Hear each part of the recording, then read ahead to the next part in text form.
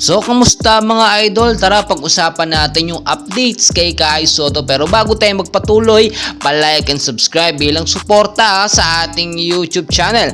So, as of now, ay talagang hinihintay natin yung first debut game ni Kai Sotto after nga po niya makapagpahinga na or makarecover sa kanyang back injury. And well guys, sigurado na po ito first week of December sa magiging laban nga po ng Hiroshima Dragonflies kontra sa kupunan ng Ryoko Golden Kings ay doon na makakapaglaro ng unang beses sa unang pagkakataon itong si Kai Sotto after ng kanyang recovery or injury. And as of now, nasa 100% fully recovered na itong ating big man na si Kai. Bukod pa po dyan, ito pang napakagandang balita natin. Ayon na rin sa ating mga pinagkakatiwalaang source, no?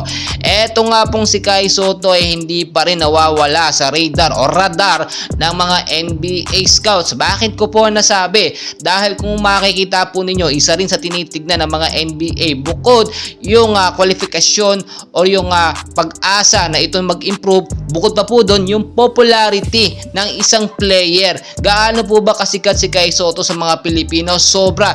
Isa po si Kai Sotto sa pinakasikat na basketball player at medyo bata pa sa Pilipinas na talagang sinusuportahan ng mga Pilipino. Napansin nyo naman siguro yung naging laban ni Kai Sotto, yung laruan ni Kai Sotto dito sa Orlando Magic, no? Sa NBA Summer League, kung gaano talaga dumagsa ang libo-libo or milyon-milyon mga fans si Kai Sotto para magbigay ng suporta. So nakarating po yan at nakita yan talaga ng mga NBA teams, ng mga NBA scout at mga coaches na si Kai Sotto posibleng mabigyan ng chance. Ang hinahanap lamang po ng mga NBA scout at mga NBA coaches, no, ay yung consistency kay Kai Sotto. Minsan kasi si Kai Sotto medyo nawawala talaga nun, na out of play siya kapag ka naglalaro, pero minsan naman nakita nyo unexpected ang mga moves ni Kai Sotto na talagang hindi natin inaasahan. Nakasabayan na niya noon yung mga ex-NBA player, which is halos times 2 ang laki ng pangangatawan sa kanya, pero nakita nyo kayang sabayan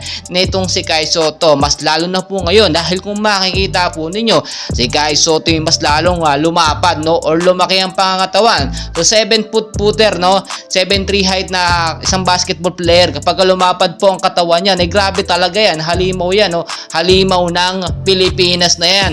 At nakita nyo naman ngayon, hinihintay natin mismong si Coach Kyle Milling ay sinabi talagang kailangan na nila ng big man, no, dito nga po sa first 5 lineup ng Hiroshima kasi medyo alanganin sila at nahihirapan sila pag walang dumidepensa. Si Kai Sotto ba naman ang pinakamatangkad na player nila, so nararapat lamang na mabigyan ng chance ang ating batang si Kai Sotto. And well guys, patuloy ko po kayong i-update and please huwag niyo pong kalimutan mag-like and subscribe bilang suporta sa ating YouTube channel. Maraming salamat.